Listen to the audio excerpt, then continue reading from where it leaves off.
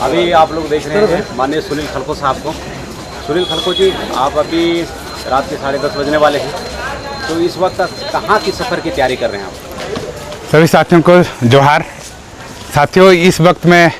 रायपुर जाने के लिए निकला हुआ हूं और रात के अभी 10:30 बज चुके हैं और मैं कल के दिन में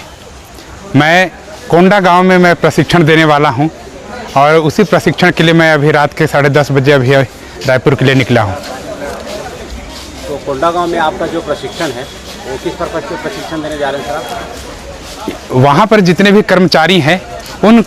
कर्मचारियों को लेकर के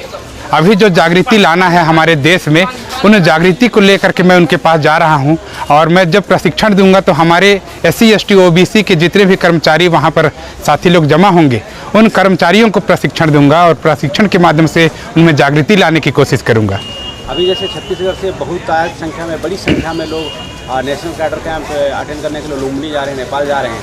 आप कोंडा गाँव जा रहे हैं, कैसा क्या वजह है कि आपको कोंडा गाँव जाना पड़ रहा है? यहाँ पर मैं आप लोगों को बताना चाहूँगा कि हमारे छत्तीसगढ़ में सबसे ज़्यादा लोग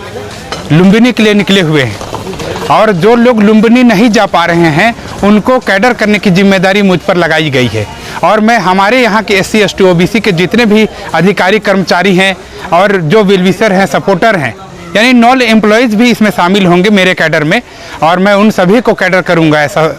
सोच रहा हूँ। जी जी जी जी। तो ये जो 6 अक्टूबर को राष्ट्रीय आदिवासी एकता परिषद का वहाँ पे प्रदेश अधिवेशन की जो कार्यक्रम लगाए हैं, तो आपका जो प्रशिक्षण है कहीं उसकी तैयारी का संदर्भ करेंगे? जी जी बिल्कुल, आप ये ठीक बोल रहे हैं। क्या है कि अभी 6 तारीख को यानी बस्तर संभाग में राष्ट्रीय आदिवासी एकता परिषद का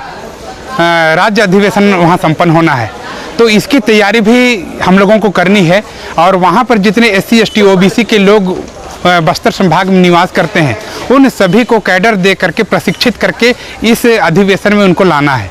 आप 21 तारीख को प्रशिक्षण देने जा रहे हैं। आप इस प्रशिक्षण अवधि के दरमियान में हमारे जो व्यूवर्स हैं, जो सोशल मीडिया में बहुत बड़ी संख्या में वीडियो को देखते हैं, हमारे मूल निवासी समाज को क्या संदेश देना चाहेंगे आप? मैं हमारे मूल निवासी साथियों को मैं ये संदेश देना चाहूँगा कि लगातार वाम से भारत मुक्ति मोर्चा के द्वारा पूरे देश भर में कैडर किया जा रहा है, आंदोलन किया जा रहा है, अधिवेशन किया जा रहा है और इन सभी के माध्यम से लोगों को जगाया जा रहा है। तो आने वाले 6 तारीख को आप कोंडा गांव में वहां पर कार्यक्रम होगा, बस्तर संभाग में कार्यक्रम होगा, तो इस कार्यक्रम में अधिक से अधिक संख्या में आए, ऐसे मैं हमारे साथियों को संदेश देना चाहता हूँ। तो उस कैडर वो जो अधिवेशन होने वाला प्रदेश अधिवेशन है, उस प्रदेश अधिवेशन में क्या क्या मुद्दे के ऊपर में वहाँ पे प्रबोधन किया जाएगा सर, कुछ बताना चाहेंगे आप इसके बारे में? यहाँ पर हमारा छत्तीसगढ़ जो है वो शेड्यूल एरिया में आता है और यहाँ पर सबसे ज़्यादा आदिवासी लोग रहते हैं और जिस प्रकार आदिवासियों का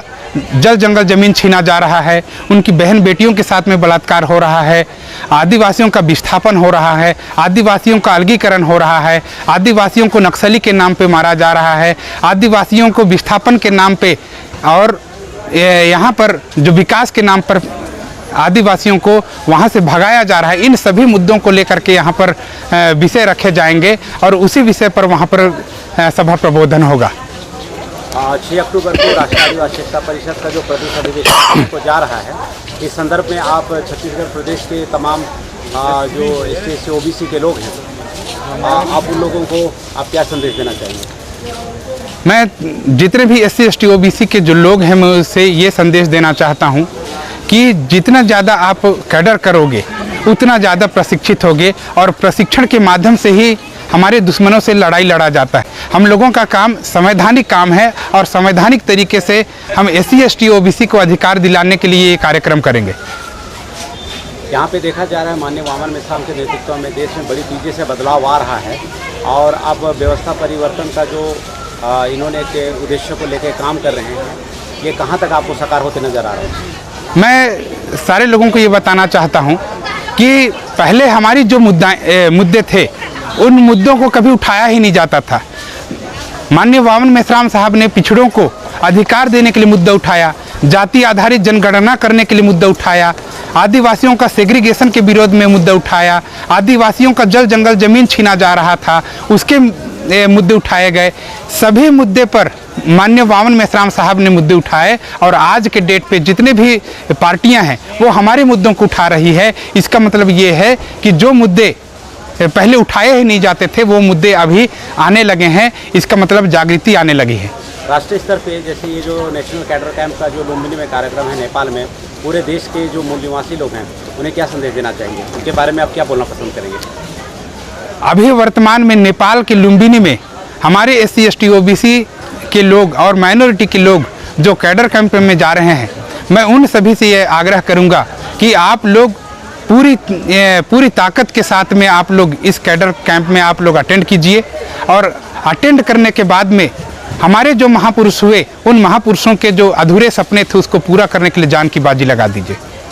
आपको ये ऐसा भी बोला जा रहा है कि अभी पूरे प्रदेश में अम्बेडकरवादी विचारधारा के प्रखर वक्ता के रूप में सुनील खलखोजी उभर रहे हैं, ऐसा पब्लिक का बहुत अच्छा फीडबैक है। तो ये जो फीडबैक आपको सुनने में मिलता है कि सर प्रखर वक्ता अम्बेडकर विचारधारा के, तो ये सुनने में आपको कैसा लगता है और आप अन्य युवाओं को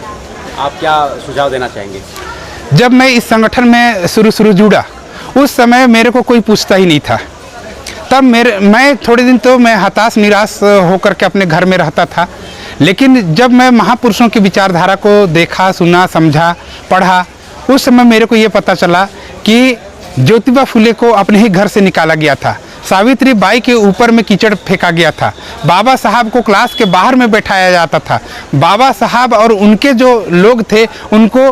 कुएं से पानी पीने नहीं दिया जाता था। इन सभी को मैंने जब स्टडी किया तब पाया कि हमारे महापुरुषों ने जो दिक्कतें झेली हैं उन दिक्कतों का सामना हम लोगों को भी करना होगा, क्योंकि हम सभी लोग अम्बेडकरवादी हैं और अम्बेडकरवादी जो हैं वो हमेशा संघर्ष के आदी होते हैं और संघर्ष के आदी होने के कारण वे लोग लगातार संघर्ष करते चले जाते हैं और परिवर्तन कर देते हैं। युवाओं को जोड़ने के लिए क्या कर रहे हैं? तो अभी वर्तमान में अगर छत्तीसगढ़ की बात करें तो एक साल में 13 लाख 14 लाख विद्यार्थी लोग यानी 12वीं पास होकर के निकलते हैं। जब एक साल में 13 लाख 14 लाख लोग यानी पढ़ के बाहर निकलते हैं तो उन पढ़े हुए लोगों को आप लोग देखेंगे तो यहाँ पर 9-10 साल से कोई भी रोजगार नहीं निकला है। जब रोजगार ही नहीं निकला है तो ये लोग क्या करेंगे? तो जितने भी हमारे अगर 5-6 साल 8 साल का अगर रिकॉर्ड को देखेंगे तो सारे लोग बेरोजगार हैं। तो इन बेरोजगारों के लिए कोई भी ये आवाज़ उठाता हुआ दिखाई नहीं दे रहा है। मैं इन तमाम यानी SC ST OBC के युवाओं को मैं कहना चाहूँगा कि आप सभी लोग इस संगठन में आ जाइए और संगठन में आने के बाद में हम लोग बड़ा आंदोलन करेंगे और हम लोग अपने हक और अधिकार के लिए मांग करेंगे। बहुत बहुत धन्यवाद सुनील सर। धन्यवाद सर।